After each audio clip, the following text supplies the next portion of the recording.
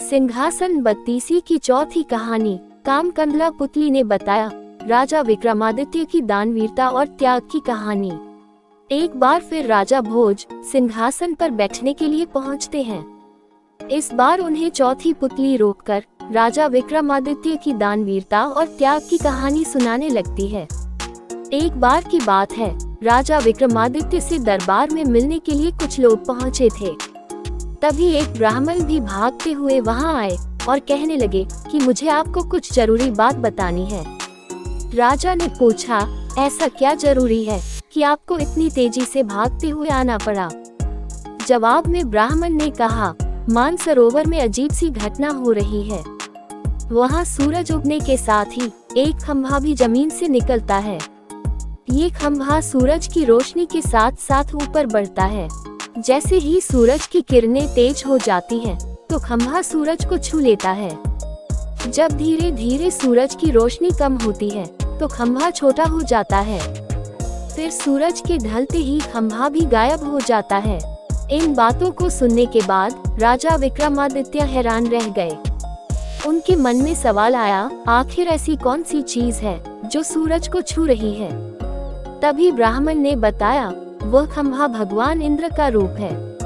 सूर्य देव को घमंड है कि उनके तेज को कोई सहन नहीं कर सकता, लेकिन इंद्र देव ने उनसे दावा किया है कि धरती का एक राजा उनका तेज सहन कर सकता है। ये सब सुनकर राजा विक्रमादित्य सारी बात समझ गए। तभी ब्राह्मण ने बताया कि देवराज इंद्र ने ही उन्हें राजमहल भेजा है। महाराज ने ब्राह्मण को ढेर सारी मुद्रा देकर महल से विदा किया। उनके जाते ही विक्रमादित्य ने अपने बेताल को बुलाकर मानसरोवर पहुंचाने को कहा। वहां पहुंचते ही विक्रमादित्य खंभा निकलने वाली जगह पर गए और सुबह होने का इंतजार करने लगे। सुबह सूरज के उगते ही खंभा भी निकल गया। राजा विक्रमादित्य ने जैसे ही खंभे को देखा, वो उस पर चढ़ गए। धीरे धीरे सूरज की रोशनी बढ़ने लगी और खंभा भी ऊपर बढ़ता गया। उस खंभे के साथ साथ राजा विक्रमादित्य भी सूरज के करीब पहुंचते गए। दोपहर होते होते खंभा सूरज के एकदम नजदीक पहुंच गया, लेकिन तब तक राजा पूरी तरह से जलकर राख हो गए।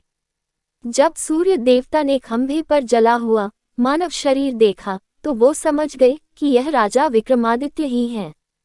उन्होंने भगवान इंद्र के दावे को बिल्कुल सही पाया और तुरंत अमृत की कुछ बूंदें राजा के मुंह में डालकर उन्हें जिंदा कर दिया। सूर्य देवता ने राजा की हिम्मत से खुश होकर उन्हें ऐसे सोने के कुंडल दिए जो व्यक्ति की हर इच्छा को पूरा करते थे। फिर सूरज की रोशनी कम होने लगी और खंभा भी नीचे आ गया। नीचे आते ही राजा विक्रमादित्य ने बेताल को बुलाया और अपने महल वापस चले गए। उसी दौरान उन्हें एक ब्राह्मण मिला, जिसने राजा से कुछ दान करने को कहा। महाराज ने खुशी खुशी उस ब्राह्मण को सूर्य देव से मिले कुंडल दे दिए और बताया, कुंडल उनकी सभी इच्छा को पूरी कर सकते हैं। इतना कहकर राजा अपने कमरे में चले गए। ये कहानी सुनाने के बाद चौथी पुतली सिंहासन से उड़ गई। कहानी से सीख, इंसान के मन में हमेशा त्याग और दान की भावना होनी चाहिए। जैसे इस कहानी में राजा विक्रमादित्य ने उपहार में मिले कुंडल ब्राह्मण को दान में दे दिए, उसी तरह हमें भी निस्वार्थ भाव से दूसरों की मदद करनी चाहिए।